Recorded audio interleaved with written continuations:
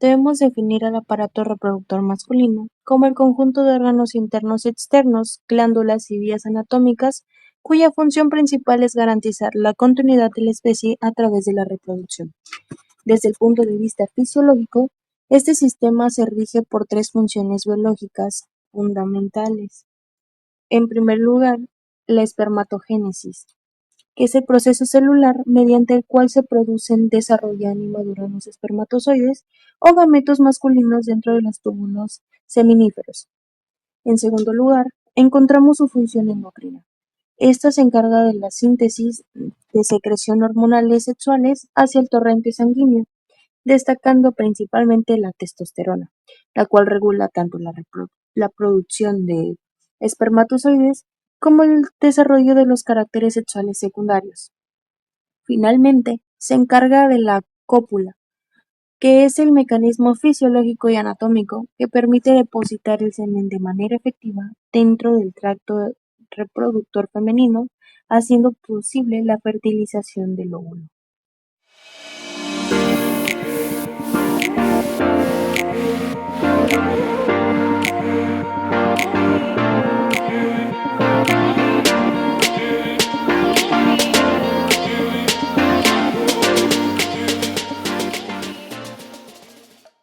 Para abordar el estudio morfológico de este sistema, es fundamental clasificar sus componentes según su ubicación anatómica. Dividiremos las estructuras en dos grandes grupos: los órganos externos encargados de la termorregulación y la copulación, los órganos internos responsables del transporte, la maduración y la composición del líquido seminal. Comenzando con los órganos internos, identificamos aquellas estructuras que son visibles superficialmente y que se sitúan como fuera de la cavidad pélvica. Este grupo está constituido por los testículos, que son órganos principales donde se generan los gametos y la testosterona, el escroto, la envoltura tisular y muscular encargada de la protección y la regulación térmica testicular, el pene, que es el órgano copulador, integrado por los cuerpos cavernosos, el cuerpo esponjoso y el glande. Por otra parte, adentrémonos en los órganos internos. Encontraremos una compleja red de vías anatómicas, glándulas exócrinas, alojadas en el interior de la pelvis. Estas estructuras intermorregulares incluyen al epididimo, que es un conducto sinuoso que corona al testículo, encargado de la maduración de las células. Los conductos deferentes, que son los trayectos musculares encargados de propulsar los espermatozoides hacia la cavidad pélvica. Los conductos eyaculadores, que son los pequeños segmentos de unión localizados justo antes del conducto de salida. La uretra, que son las vías más comunes de la orina y eyaculatoria, que recorre al interior del cuerpo esponjoso. Las glándulas accesorias, que son el conjunto secretor conformado por las vesículas seminales, la próstata y las glándulas bulbouretrales o de Cooper, esenciales para conferirle al semen sus propiedades protectoras y nutrientes.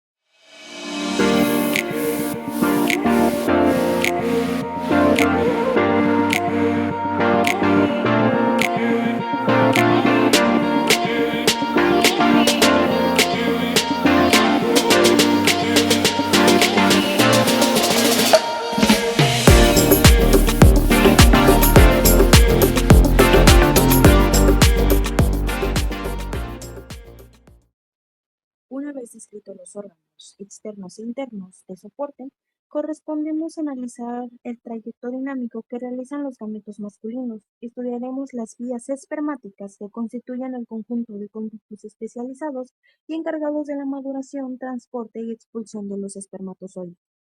Este circuito de conducción inicia formalmente en el epididimo, una estructura tubular altamente enrollada situada en el margen posterior de cada testículo.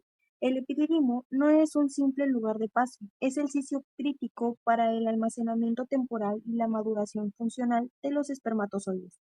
Es aquí donde, a través de modificaciones bioquímicas en sus membranas, las células adquieren formalmente su motilidad y su capacidad de fertilización. Posteriormente, durante el reflejo de emisión, previo a la eyaculación, Los espermatozoides abandonan el epididimo e ingresan a los conductos deferentes.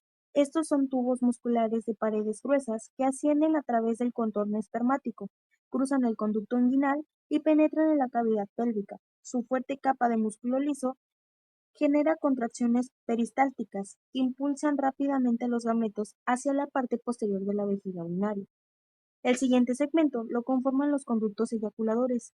Estos son estructuras bilaterales cortas que se forman de manera exacta por las anatomosis o unión de la ampolla del conducto deferente con el conducto excretor de la vesícula seminal, y ambos conductos atraviesan el parenquimia de las próstatas para desembocar de forma directa en la uretra prostática. Finalmente, el trayecto concluye en la uretra, la cual se define anatómicamente y fisiológicamente como un conducto mixto, fibroelástico y compartido por los sistemas urinarios y reproductor. La uretra atraviesa longitudinalmente el cuerpo del pene para la expulsión definitiva tanto del semen como de la orina, mecanismos que se encuentran regulados por esfínteres para asegurar que nunca ocurran de manera simultánea.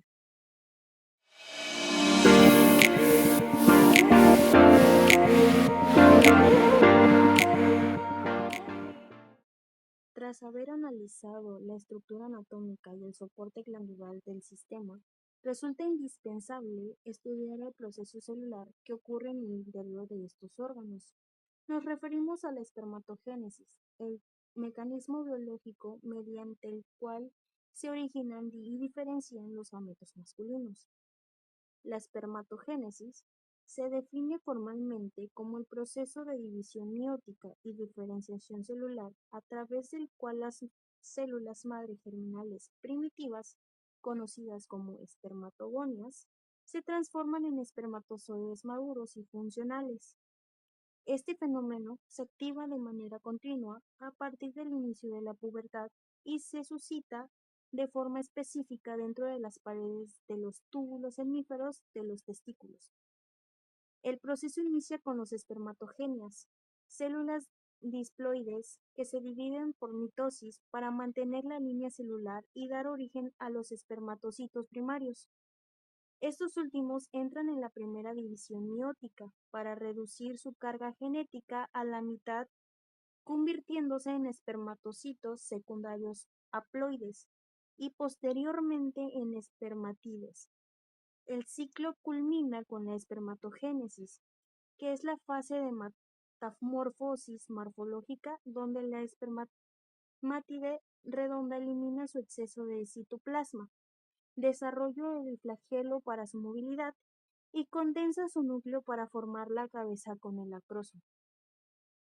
Dentro de este intricado microambiente tisular juegan un rol indispensable las células de Sertoli, también llamadas células nodrizas. Estas células estructurales revisan el interior de los túbulos y cumplen funciones vitales. Actúan como una barrera hematotesticular para proteger a los gametos del propio sistema inmune, proporcionan soporte físico y secretan los nutrientes y factores metabólicos necesarios para guiar a los espermatozoides durante todo su desarrollo.